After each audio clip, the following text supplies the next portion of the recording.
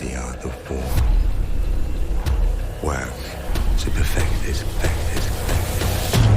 To defeat an enemy, you must know them.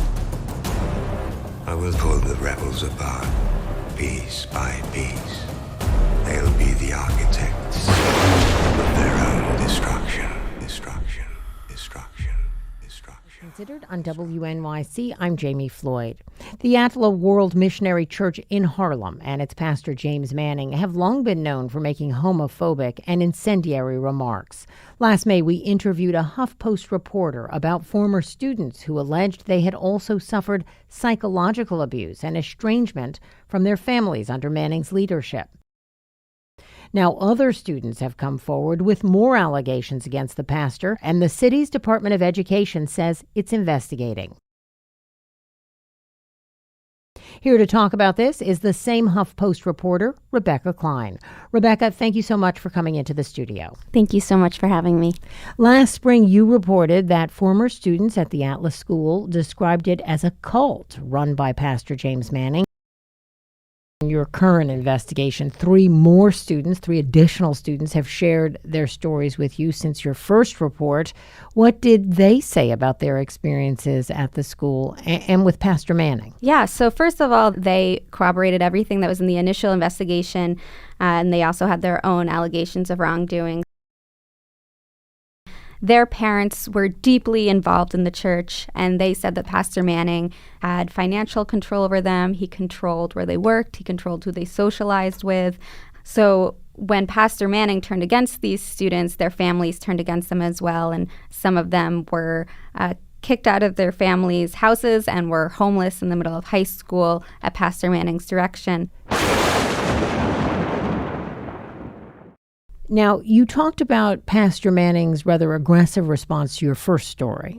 Can you say a little bit more about specifically what that was? So after my initial story came out several months ago, Pastor Manning, he made a video slandering me and my article. He said that it was an effort of the LGBTQ mafia to bring him down. Any response this time? This time was radio silence.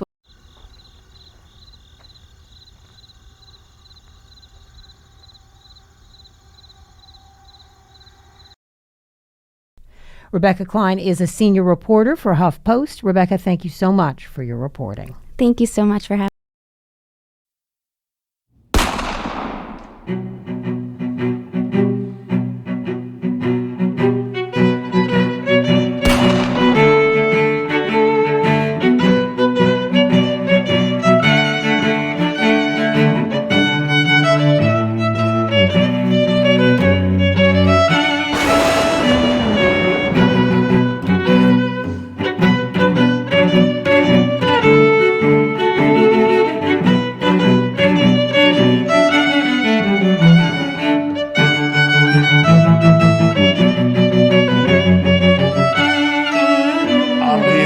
I am a roaring lion crying out righteousness.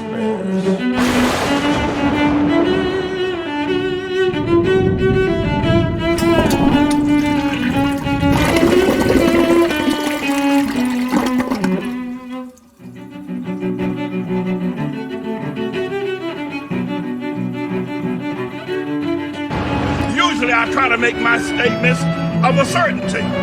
I am not sure that they, the executives, the leaders of this institution, that they're just hoping that nobody will pay attention to us. Imagine that. Sitting there in their ivory tower, praying, praying that nobody will pay attention to this protest and that the church will be shut down, hoping that they can sneak and get away with stuff they've been getting away with for years. For they fear if the city, if decent people pay attention to the fact that a school is being shut down by this blood-sucking organization, if they find out that a homeless shelter for 40 years is being shut down.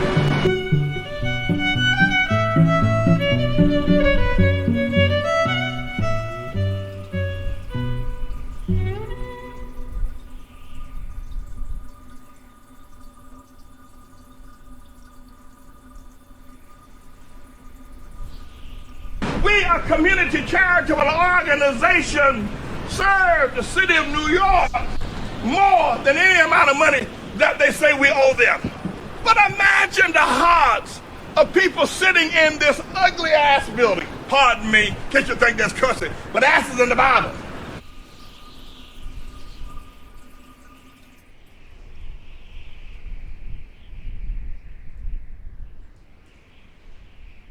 Sitting in this ugly building, hoping that we'll go away, hoping and praying that nobody will pay attention.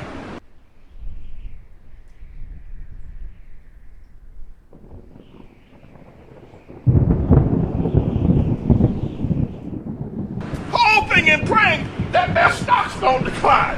Hoping and praying that somebody will see us out here.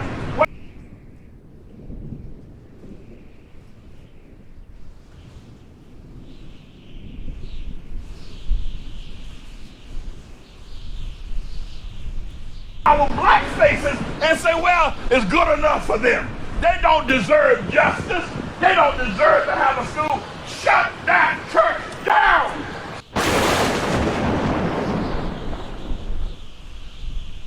Shut that homeless shelter down. That's what they're hoping. Imagine what's in the heart of someone who has that kind of spirit.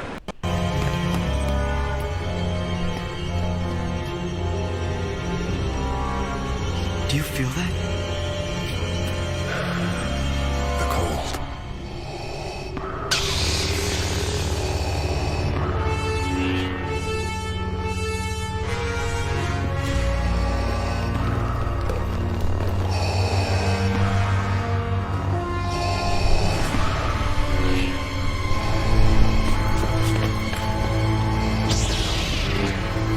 Harold, go! We'll cover you!